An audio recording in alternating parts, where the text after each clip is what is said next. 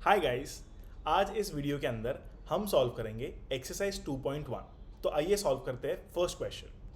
Which of the following expressions are polynomials in one variable and which are not? State reason for your answer. इस question का मतलब ये है कि आपको कुछ एक्सप्रेशंस दिए गए हैं। इन एक्सप्रेशंस में पॉलिनोमियल्स कौन से हैं और पॉलिनोमियल्स भी वन वेरिएबल वाले कौन से हैं और कौन से पॉलिनोमियल वन वेरिएबल वाले नहीं हैं। जो भी है हाँ ना आपको इसका रीज़न देना है, ठीक है। तो आइए अटेम्प्ट करते हैं पहला वाला। तो फर्स्ट क्वेश्चन के अंदर x का पावर है 2, फिर x का पावर है 1 और एक ही वेरिएबल है x, इसलिए ये होगा polynomial in one variable. First वाला आपका है polynomial in one variable. Second वाला है वाई स्क्वायर प्लस रूट 2।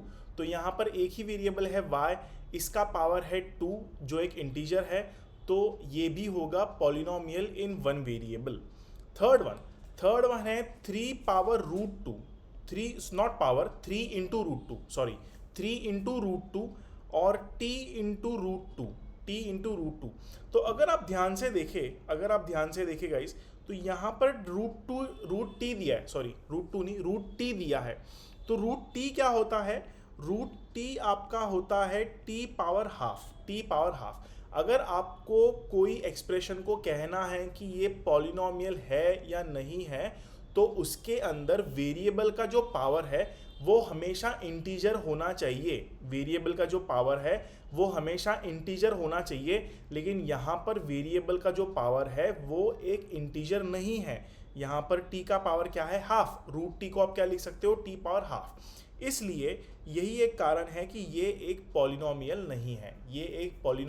नहीं है, अब फोर्थ वन करेंगे। फोर्थ वन गाइस, इसको मैं इरेज कर देता हूँ।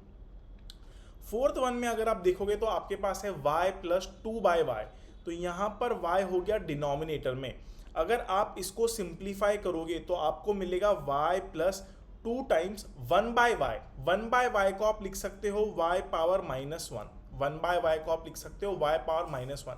कैसे लिख सकते हैं? तो आपने लॉज ऑफ एक्सपोनेंट्स पढ़ा होगा, जहां पर आपको ये सिखाया जाता है कि a power -m is 1 upon a power m, ठीक है। तो ये वाला लॉ यूज करके मैं 2/y को, मतलब मैं 2/y को 2 पावर -1 लिख सकता हूँ। मैं 2/y को 2 पावर -1 लिख सकता हूँ। बेसिकली ये वाला जो एक्सपोनेंट का फॉर्म है मैंने इसका उल्टा किया है, ठीक है, मैंने इसका उल्टा किया है। तो 1/y को मैंने लिखा है y पावर -1। अगर आप ध्यान से देखेंगे तो y का पावर एक नेगेटिव नंबर है जो कि एक होल नंबर नहीं है, इंटीजर तो है लेकिन होल नंबर नहीं है। इसीलिए इस कारण से मैं इसको पॉलिनोमियल वाले फॉर्म से रिजेक्ट कर दूंगा। ये एक पॉलिनोमियल नहीं है, ये भी एक पॉलिनोमियल नहीं है। इसी के साथ आपका पहला प्रश्न हुआ है पूरा। नहीं, एक क्वेश्चन बचा है, फिफ्थ वन। तो फिफ्थ वन में देखिए आपके पास है x power 10, y power 3, t power 50। अब ये पॉलिनोमियल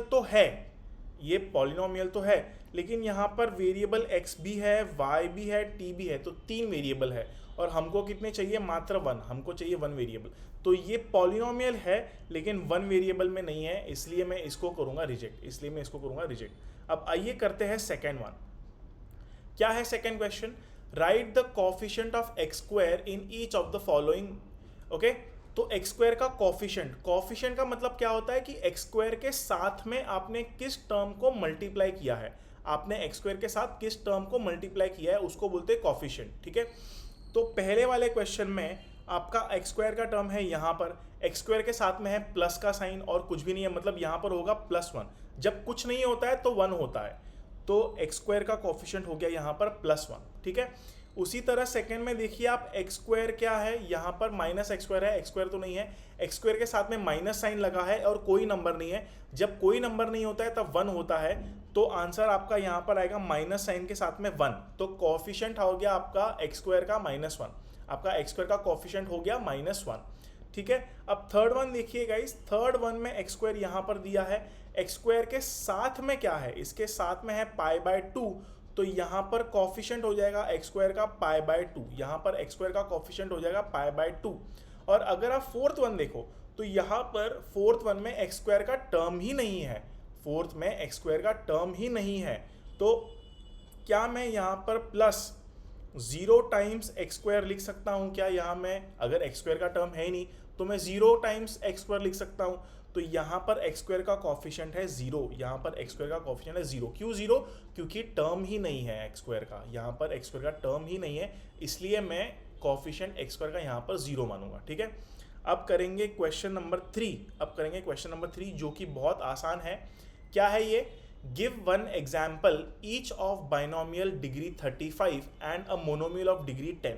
तो बाइनोमियल का मतलब क्या होता है गाइस? बाइनोमियल का मतलब होता है दो टर्म्स। ठीक है, तो आप दो टर्म्स कोई भी लिख लीजिए और आपको डिग्री क्या चाहिए? 35 डिग्री चाहिए 35।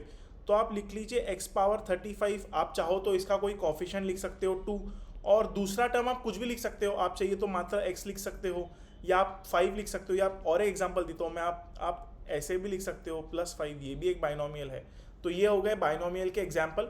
अब दूसरा है monomial of degree 10, monomial of degree 100, sorry not 10, degree 100। तो ये भी बहुत आसान है। आप पहले एक्स पावर 100 लिख लीजिए, -3 लेट्स से इसका कोफिशिएंट n + x² लिख लीजिए।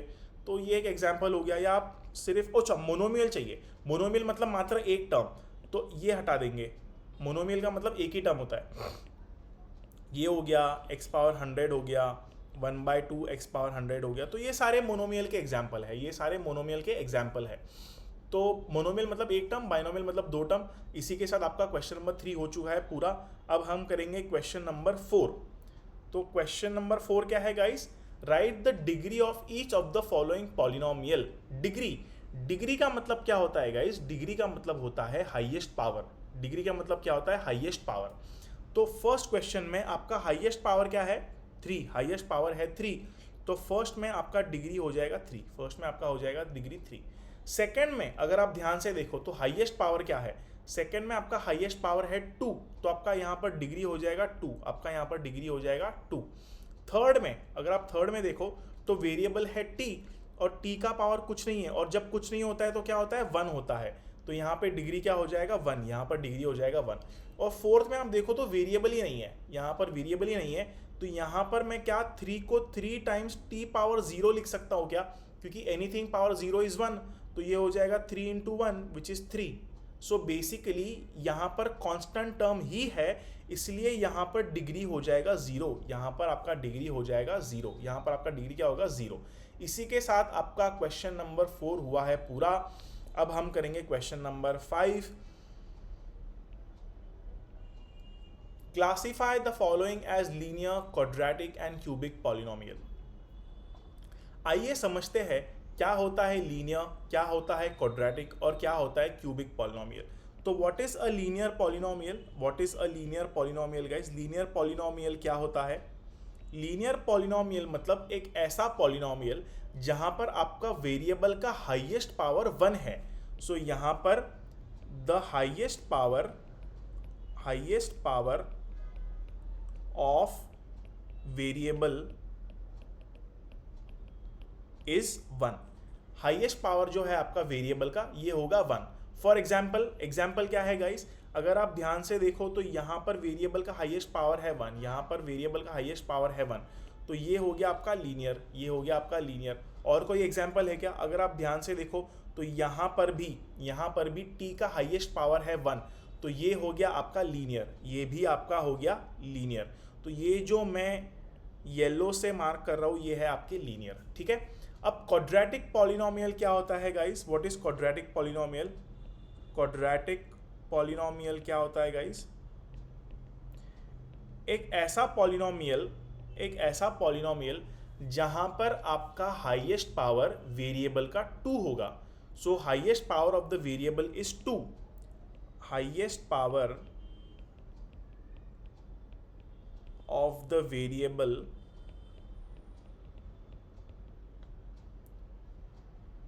Variable is 2। ठीक है, आपको ऐसा पॉलिनोमियल ढूंढना है जिसका हाईएस्ट पावर 2 होगा। फॉर एग्जाम्पल इसको मैं ग्रीन से मार्क करूंगा। अगर आप फर्स्ट वाला देखें तो यहाँ पर देखिए आप ध्यान से, हाईएस्ट पावर क्या है? 2। हाईएस्ट पावर क्या है? 2। तो ये हो गया आपका क्वाड्रेटिक पॉलिनोमियल। और कौन सा है क्वाड्रेटिक पॉलिनोमियल? अगर आप ध्यान से देखें तो ये आर स्क्वायर हाईएस्ट पावर 2 है, तो ये भी हो गया आपका क्वाड्रेटिक पॉलिनोमियल। और कोई है क्या? अगर आप थर्ड वाला देखें तो हाईएस्ट पावर यहाँ पर 2 है, हाईएस्ट पावर यहाँ पर y का है 2, तो ये भी क्या होगा? ये भी आपका होगा एक क्वाड्रेटिक पॉलिनोमियल, ये भी आपका होगा क्वाड्रेटिक पॉलिनोमियल। अब क्यूबिक पॉलिनोमियल क्या होता है गाइस? आइए समझते हैं क्यूबिक पॉलिनोमियल क्या होता है। क्यूबिक पॉलिनोमियल गाइस, ये तो आपको अब तक पता चल ही जाना चाहिए। यहाँ पर हाईएस्ट पावर वेरिएबल का क्या होगा? यहाँ पर हाईएस्ट पावर वेरिएबल का होगा 3। अगर आपका वेरिएबल का हाईएस्ट पावर 3 है, अगर आपका वेरिएबल का हाईएस्ट पावर 3 है, तो वो होगा आपका क्यूबिक पॉलिनोमियल। इसको मैं करता हूँ ब्लू से मार्क। तो आइए देखते हैं सेकेंड वाला। देखिए यहाँ पर हाईएस्ट पावर है 3, यहाँ हाईएस्ट पावर है 3, तो ये हो जाएगा आपका क्यूबिक पॉलिनोमियल, ये हो जाएगा आपका क्यूबिक पॉलिनोमियल। और सेवेंथ वाला आप ध्यान से देखिए, सेवेंथ वाले में भी अगर आप ध्यान से देखेंगे तो हाईएस्ट पावर है 3, तो ये भी हो जाएगा आपका क्यूबिक पॉलिनोमियल, ये भी हो जाएगा आपका क्यूबिक पॉलिनोमियल।